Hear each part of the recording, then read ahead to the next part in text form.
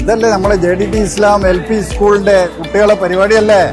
അടിച്ച് പൊളിക്കണം നമുക്ക് കേട്ടോ കേട്ടോ. ഞങ്ങളെല്ലാരും ഉണ്ടാവും. ഓക്കെ.